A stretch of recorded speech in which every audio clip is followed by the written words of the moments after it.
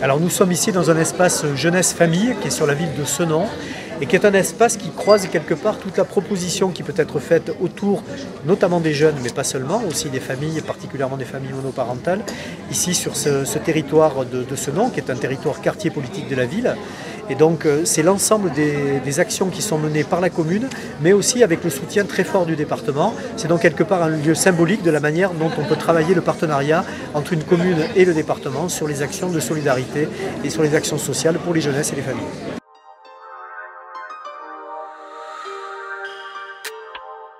Ce que recherchent la plupart des personnes qui travaillent, c'est de l'épanouissement dans leur propre travail. On sait que ça peut être le cas pour certains d'entre eux, mais pour d'autres, ça n'est pas le cas. Donc le vrai sujet est plutôt d'améliorer les conditions de travail, de diminuer la pénibilité plutôt que d'augmenter la durée de cotisation. À mon avis, ce qui est attendu aujourd'hui, c'est plutôt de retrouver un intérêt au travail et ensuite regarder de quelle manière financer par ailleurs la retraite.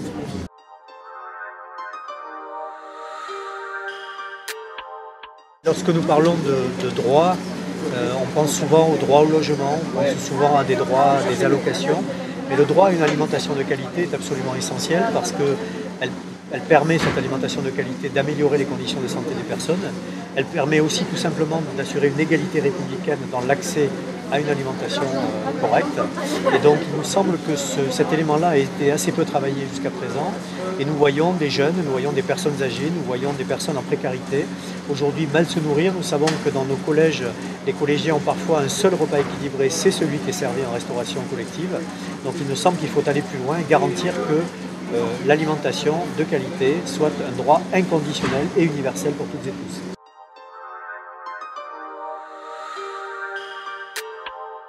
La jeunesse, ou plutôt les jeunesses, nous semble être un sujet de préoccupation. On voit qu'il y a beaucoup de jeunes qui sont en difficulté. Le taux de pauvreté chez les jeunes de moins de 25 ans est plus élevé que la moyenne de la population nationale. On voit comment des étudiants peuvent être en souffrance eux-mêmes. On voit aussi la difficulté que peuvent rencontrer les jeunes qui sortent de la protection de l'enfance. Donc toutes ces jeunesses-là, avec parfois des déterminismes sociaux très forts, nous semblent mériter une attention particulière du département. Donc nous allons rencontrer des jeunes. Je l'ai fait récemment, j'ai rencontré une vingtaine de jeunes étudiants qui s'appellent les engagés et qui sont venus me trouver pour échanger avec moi sur qu'est-ce que c'est que le département, qu'est-ce qu'il peut leur apporter, et surtout que j'entende leurs paroles, de leur place, pour bien prendre acte de la réalité de leur vie et faire en sorte que nous puissions y apporter des réponses. Nous allons le faire de façon plus globale avec de la concertation avec ces jeunes et ensuite essayer de voir de quelle manière nous pourrions imaginer d'avoir des solutions et des réponses plus actives à leur apporter. Nous allons avoir un colloque qui va être consacré à la jeunesse et qui devrait leur permettre aussi de s'exprimer et surtout que nous puissions les entendre pour retirer les enseignements de leurs paroles. Nous avons une action autour du service public de façon générale. Après, les étudiants peuvent être aidés sur des aides, on va dire, de droit commun, même s'ils sont scolarisés dans le privé. Mais nous allons, nous, prêter une attention particulière à celles et ceux qui sont notamment dans le champ public. Lorsqu'ils sont en collège privé ou établissement universitaire privé, généralement, des familles accompagnent derrière et normalement déploient les moyens pour pouvoir payer des établissements correspondants. C'est beaucoup moins le cas dans l'université publique qui, par définition, est ouverte à tous et contribue à l'égalité des chances dans la République française.